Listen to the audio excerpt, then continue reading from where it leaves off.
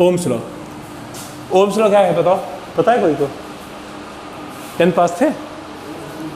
चलो देखो, Ohm's law की अगर बात करें, ओम्स ने सिंपल सी बात करी थी।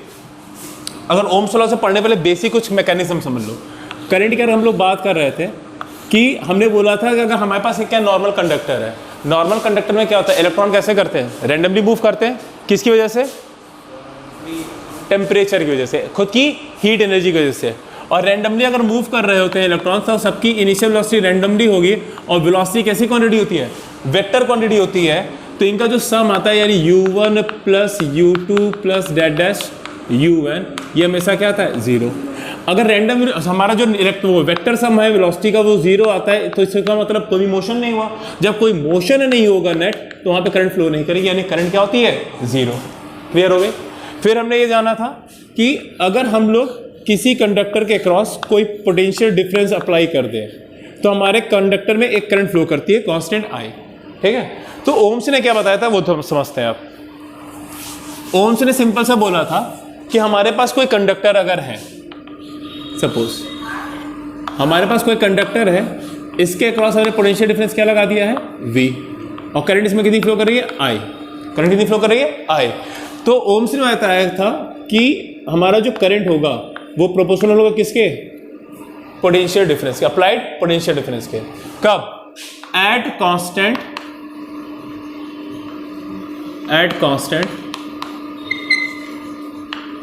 Physical condition.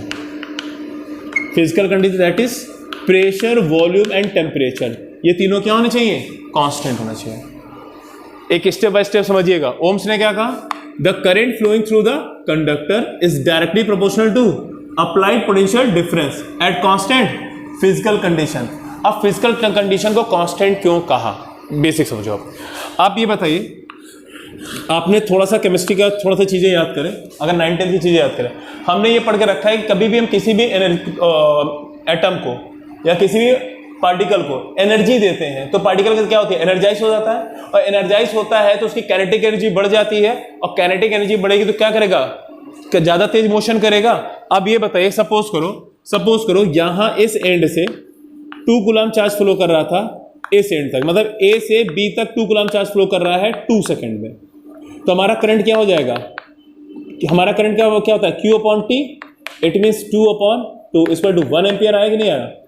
अब सपोज को मैंने टेम्परेचर बढ़ा दिया, टेम्परेचर बढ़ाने से ये जो पार्टिकल चार्ज पार्टिकल है वो काफ़ी एनर्जाइज हो गया। अब वो A से B जा रहा है केवल 0.5 सेकेंड में। कितने सेकेंड में? 0.5 सेकेंड में। अगर 0.5 सेकेंड में गया तो I इक्वल टू क्या आ जाएगा? चार्ज तो वही है 2 कूलम पर सेकेंड, कितना हो गया? 0.5। अब कितना आ जाएगा? 4 एम्पियर। आया कि नहीं आया?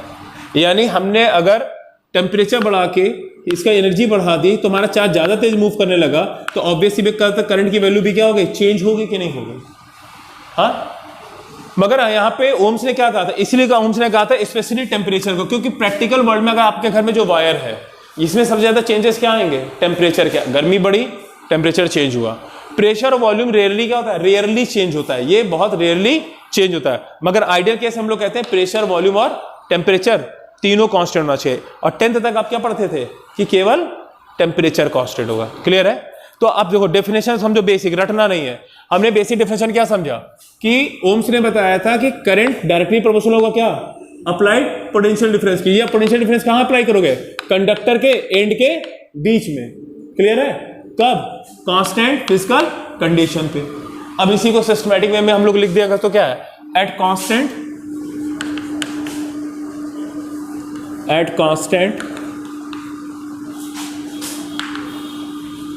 Physical condition,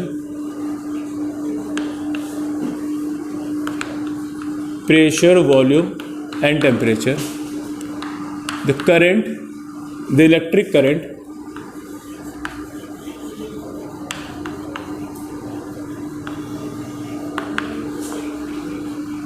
flowing through a conductor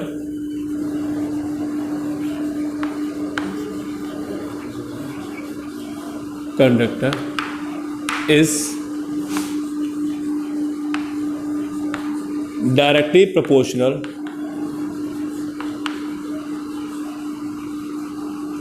is directly proportional to the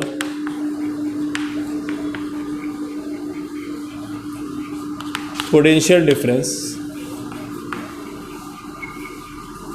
applied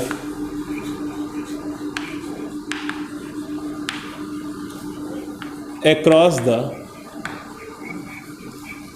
ends of the conductor.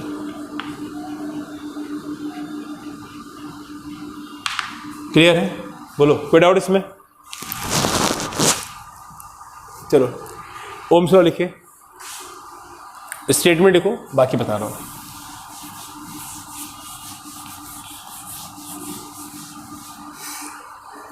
हो गया?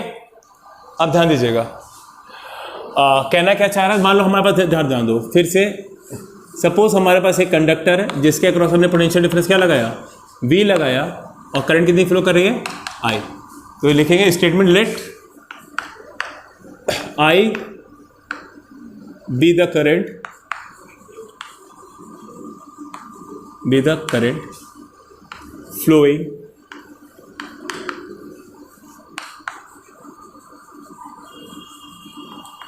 through the conductor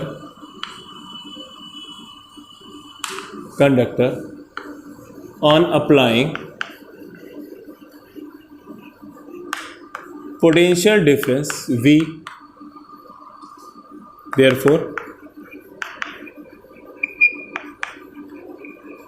at constant physical condition। Ohm's ने क्या कहा, I प्रोपोर्शनल होता है किसके, V के, I प्रोपोर्शनल होता है V के। ठीक, दिखा ना, स्टेटमेंट ये है हमारा, ध्यान दीजिएगा। मैथमेटिकली हम लोग और V में राइट एज, मैथमेटिकली हम लोग इसको ऐसे लिख सकते हैं क्या, V प्रोपोर्शनल किसके, I के, लिखा जा सकता है। और V प्रोपोर्शनल I के है, अगर प्रोपोर्शनल कांस्टेंट को हटाते हैं, प्रोपोर्शनल साइन को हटाते हैं, तो एक कांस्टेंट लगाते हैं R। क्या लगाते हैं, R, जहां पे R क्या है, प्रोपोर्शनल कांस्टेंट, प्रोपोर्शनल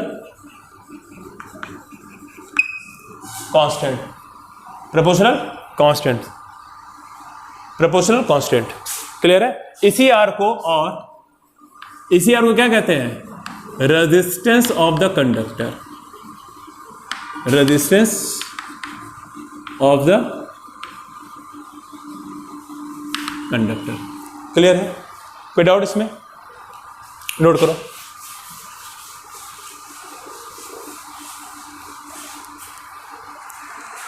थोड़ा सा स्पीड में नोट करिए ताकि कंप्लीट कर सकें इसको।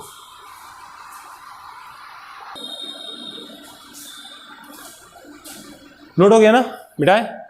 देखो, expression for Ohm's law, expression for Ohm's law.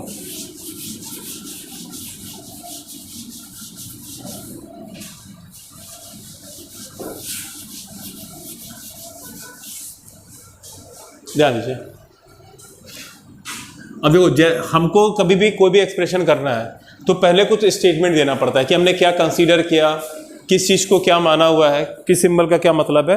तो लिखने का एक सिंपल सा तरीका, सबसे पहले डायग्राम ड्रॉ कर लो, और जैसा डायग्राम आपने ड्रॉ किया एज इट इज़ वैसा वैसा लिखना है।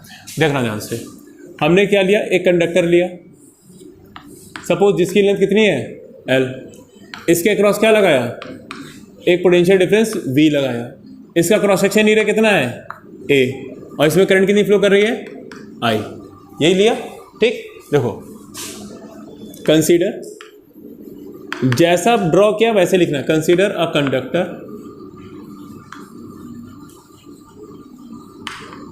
Consider a conductor of cross section area, साथ में लिखते भी चलो, cross section area A and length L, length L। Now potential difference V is applied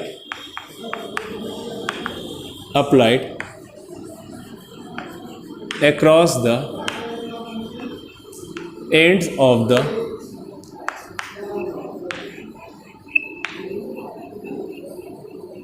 conductor, across the ends of the conductor. Clear है? Let n be the number of electron per unit, number of electron per unit volume, per unit volume. ठीक है, हो गया. अब तुम basic समझ जल्दी से नोट करिए तो आगे करो.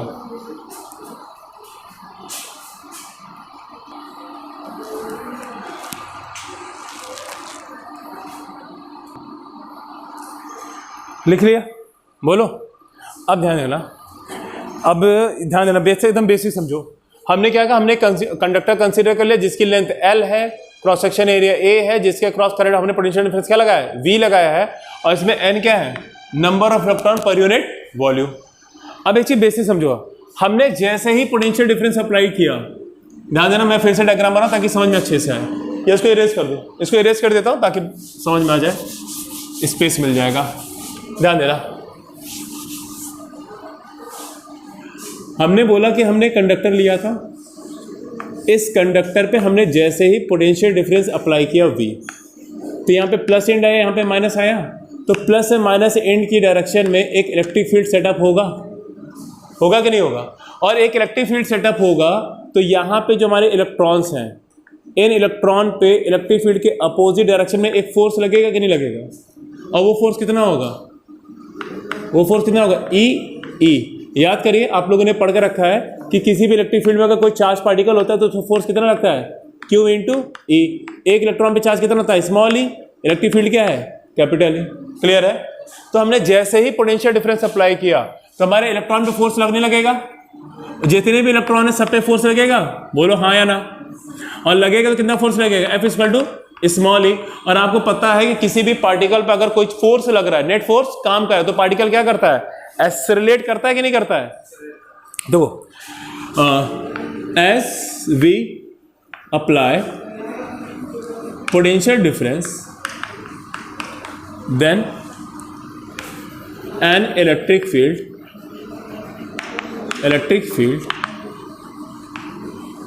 gets set up. Therefore, force acting on an electron, एक इलेक्ट्रॉन फोर्स कितना काम करेगा, F = E by second law of motion.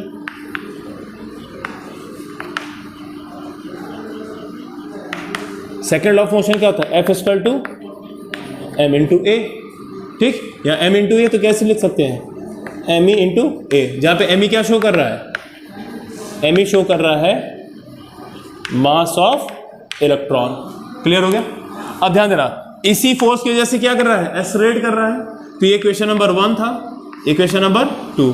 तो इंप्लाइज क्या कर जाएगा, E = MEA आ गया. तो यहां से आपका A का वैल्यू क्या आ जाएगा, A = आ जाएगा E/me. क्लियर है? कोई डाउट यहाँ पे? That's equation number 3. ठीक, अगर एक्सेलरेट कराए तो वेलोसिटी भी चेंज हो जाएगी, वेलोसिटी भी चेंज होगी, तो वेलोसिटी क्या होगा, therefore velocity of electron, velocity of electrons. तो V1 = क्या यूज कर रहे हैं हम लोग, U1 + A τ1.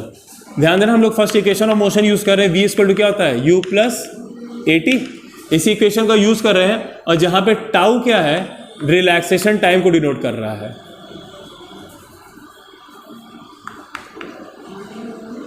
रिलैक्सेशन टाइम को डिनोट करेगा. अब ध्यान दीजिएगा, अगर पहला इलेक्ट्रॉन क्या है, V1 = U1 + A τ1, V2 = क्या आ जाएगा, U2 + A τ2 and so on. इसी तरह Vn = क्या आ जाएगा, U2 + A τn. क्लियर है? कोई डाउट? जितने इलेक्ट्रॉन सबके लिए निकाल लिया। अब ध्यान देना, ये बताइए जब हमने बताया कि जैसे ही फोर्स काम करेगा सारे के सारे इलेक्ट्रॉन, क्योंकि मैंने पहले क्या पढ़ा था, हमने पहले ये पढ़ा था अगर कंडक्टर में कोई भी बैटरी नहीं लगी है तो इलेक्ट्रॉन रैंडम मोशन करता था, और रैंडम मोशन करता था जब हमने पोटेंशियल डिफरेंस लगा दिया तो एक पर्टिकुलर डायरेक्शन में मोशन कर रहा है, यानी सारे के सारे इलेक्ट्रॉन ने क्या कर लिया, एक एवरेज वेलोसिटी एक्वायर कर लिया। तो इलेक्ट्रिक फील्ड अप्लाई होने से या पोटेंशियल डिफरेंस अप्लाई करने के बाद इलेक्ट्रॉन जो एवरेज वेलोसिटी एक्वायर करते हैं उसे कहते हैं ड्रिफ्ट वेलोसिटी। क्या कहते हैं, ड्रिफ्ट वेलोसिटी। क्लियर है, कोई डाउट? तो देखो देयरफॉर ड्रिफ्ट वेलोसिटी या एवरेज वेलोसिटी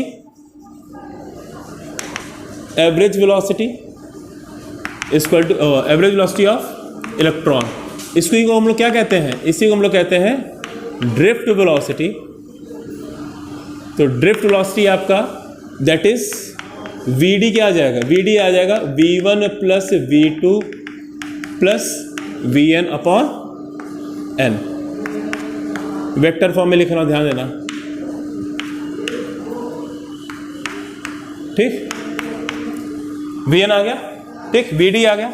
अगर V1 V2 की वैल्यू पुट कर दिया जाए तो Vd इक्वल टू क्या आ जाएगा, Vd इक्वल टू आ जाएगा U1 plus a tau 1 U2 plus a tau 2 UN plus a tau n upon n, ये आएगा, ठीक है। ध्यान देना, हम लोग उसको ऐसे लिख सकते हैं क्या, Vd equal to U1 plus U2 plus dot dash UN upon n। यहाँ पे हमने a कॉमन ले लिया तो यहाँ पे क्या बचेगा, tau 1 plus tau 2 plus tau n whole divided by n। कोई डाउट है यहाँ पे? हाँ, यहाँ तक नोट करिए।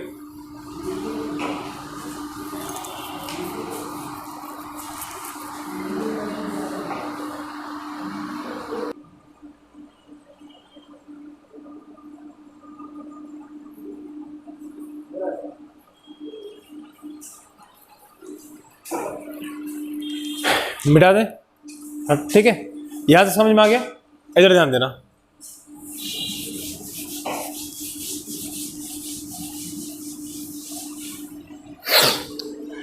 तो हमारा ध्यान, हमको पता है, इधर देखो, हमको पता है कि जो इलेक्ट्रॉन की इनिशियल वेलोसिटी या थर्मल वेलोसिटी का सम होता है वो क्या होता है, 0 होता है कि नहीं होता है। तो हमारा Vd इक्वल टू क्या आ गया, Vd इक्वल टू आ जाएगा a टाउ, जहां पर टाउ क्या है, टाउ 1 प्लस टाउ 2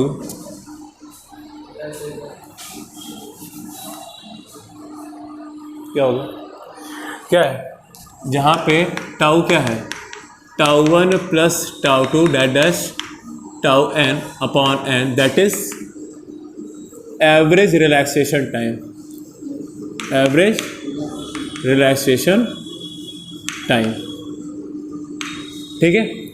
कोई डाउट है यहाँ पे? ये क्या होगा पूरा को,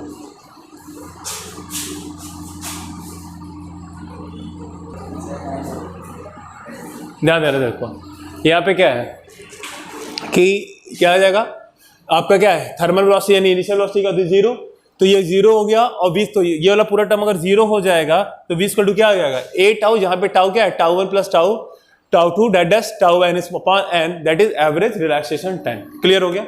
अब याद करें, अभी पीछे आपने इक्वेशन लिख के रखा हुआ था, इक्वेशन नंबर 3 में, कि एक्सेलरेशन की वैल्यू क्या थी, Vd, एक्सेलरेशन की वैल्यू क्या थी,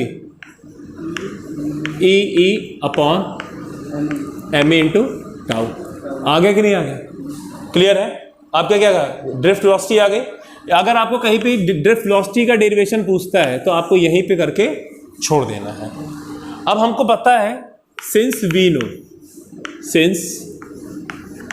no I equal to NEA VD, ये एक रिलेशन है, अभी हम लोग उसका भी डेरिवेशन करेंगे आगे जाके। हमको पता है कि I इक्वल टू क्या होता है, NEA VD होता है, तो I की वैल्यू क्या पुट कर दे, NEA VD की वैल्यू क्या निकाला है, EE upon ME into tau. कोई डाउट है? हमको पता है, ठीक, इक्वेशन नंबर क्या आ गया, लास्ट इक्वेशन क्या माना था, 4 कि 3 माना था, तो यहाँ पे क्वेश्चन नंबर 4, ये आ गया क्वेश्चन नंबर 5। ध्यान देना, सिंस बाय पोटेंशियल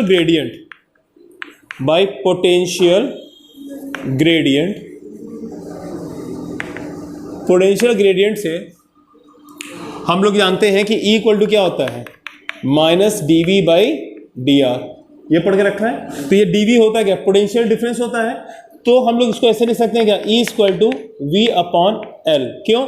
क्योंकि हमने जो कंडक्टर कंसीडर किया था उस कंडक्टर के अक्रॉस का पोटेंशियल डिफरेंस क्या लगाया था, V लगाया था, और इसकी लंबाई कितनी थी, L।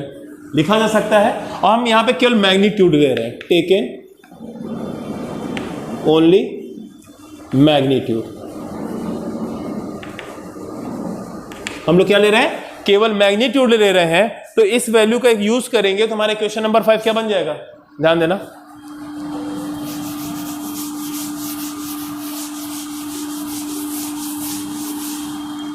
तो हमारा इक्वेशन नंबर 5 बन जाएगा I equal to NEA E upon ME, यानी E स्क्वायर आएगा upon ME into tau into V by L, यही आएगा। ठीक, अब ध्यान देना, हम यहां से V अपॉन I की अगर वैल्यू निकालना चाहें तो यहां पे क्या आ जाएगा, ME upon NE square tau into L by A आ गया। अब ध्यान देना, अगर हम लोग at constant pressure volume and temperature, भाई यही तो बोला था आपके ओम्स ने कि फिजिकल कंडीशन क्या होना चाहिए, कांस्टेंट होना चाहिए। अगर हम प्रेशर वॉल्यूम कांस्टेंट ले लें, टेम्परेचर को भी कांस्टेंट ले लें, तो ऑब्वियस सी बात, देखो अगर हम टेम्परेचर नहीं बढ़ाएंगे तो एक्स्ट्रा बॉन्ड नहीं टूटेगा, और एक्स्ट्रा बॉन्ड नहीं टूटेगा तो नंबर ऑफ इलेक्ट्रॉन क्या होंगे, इंक्रीज नहीं करेंगे, जो पहले से थे वही रहेंगे। सेकेंड थिंग क्या है, हमारा टाउ क्या होता है, रिलैक्सेशन टाइम। रिलैक्सेशन टाइम कहते हैं किसे, ध्यान देना, अगर यहाँ पे एक आयन यहाँ पर है, मान लो एक आयन यहाँ पे, इलेक्ट्रॉन मूव करके आ रहा है, इससे टकराता है, फिर इससे टकराता है, तो लगातार जो दो टक्कर हो रहे हैं, दो कॉन्जिक्यूटिव कोलिजन हो रहे हैं, इनके बीच में जो गैप होता है टाइम का, उसी को कहते हैं रिलैक्सेशन टाइम, यानी टाइम डिफरेंस या time between two consecutive collision of electron with ions, that is known age relaxation time. अगर हम टेम्परेचर बढ़ाएंगे तो इलेक्ट्रॉन ज्यादा तेज मूव करेगा, इलेक्ट्रॉन ज्यादा तेज मूव करेगा तो क्या होगा, रिलैक्सेशन टाइम कम करेगा। मगर हम क्या कर रहे हैं, टेम्परेचर को कांस्टेंट रखे हैं, यानी टाउ भी चेंज नहीं होगा, मास तो अपने आप चेंज नहीं होगा, एल और लेंथ और एरिया चेंज नहीं होगा। यानी अगर हम फिजिकल कंडीशन को कांस्टेंट रख दें तो ये पूरी वैल्यू कांस्टेंट हो जाएगी, और ये पूरी वैल्यू कांस्टेंट हो जाएगी, तो I V upon I equal to क्या आ जाएगा, कांस्टेंट आ जाएगा कि नहीं आएगा। और इसी कांस्टेंट को क्या कहा था ओम्स ने, आर, यही तो था। तो ये तुम्हारा क्या हो गया, प्रूव हो गया कि ये ओम्स लॉ है। कोई डाउट है। अब देखिए, सिंस वी नो, अगर हम इससे थोड़ा सा आगे चले जाएं, जहां पे आर को क्या कहा था, रेजिस्टेंस कहा था। आर क्या था, रेजिस्टेंस ऑफ कंडक्टर। क्लियर हो गया, ठीक है। देखो यहां पे था आपका ओम्स लॉ। अब हम लोग आगे डिस्कस करेंगे कि हमारा जो आर है वो टेम्परेचर पे कैसे डिपेंड करता है, ठीक, उसके कंपेयर करेंगे, इसको हम लोग देखेंगे अब नेक्स्ट क्लास में। क्लियर है।